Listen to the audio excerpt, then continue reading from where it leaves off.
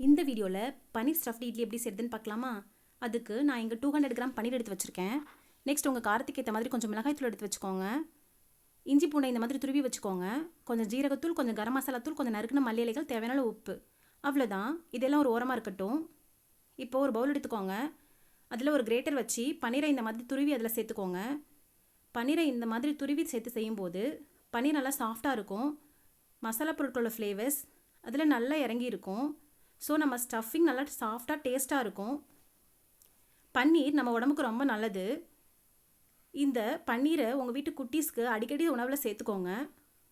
பன்னீர் பிடிக்காத குழந்தைங்க கூட நீங்கள் இந்த மாதிரி செஞ்சு கொடுக்கும்போது நல்லா விரும்பி சாப்பிடுவாங்க. இந்த மாதிரி மாவு கன்சிஸ்டன்சிக்கு நல்லா பிசைஞ்சு எடுத்துக்கிட்டதுக்கப்புறம் உங்கள் கைகளில் கொஞ்சம் ஆயில் அப்ளை பண்ணிவிட்டு இதை சிறு சிறு உருண்டைகளாக தட்டி ஒரு பிளேட்டில் வச்சு ஒரு ஓரமாக வச்சுடுங்க. இது அப்படியே இருக்கட்டும். இப்போது ஸ்டவ் ஆன் பண்ணி ஒரு இட்லி பாத்திரத்தை வச்சு அதில் தண்ணி விட்டு கொதிக்க விட்டுக்கோங்க.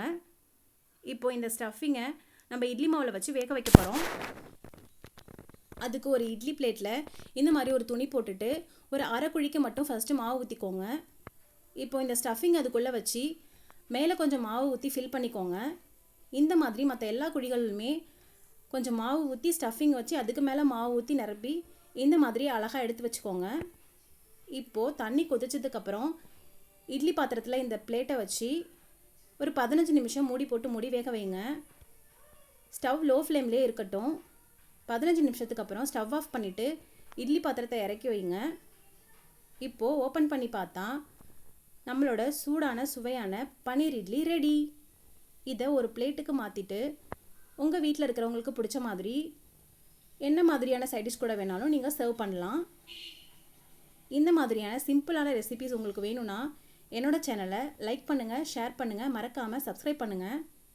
இன்னொரு வீடியோவில் உங்களை சந்திக்கிறேன். தேங்க்ஸ் ஃபார் வாட்சிங். பாய்.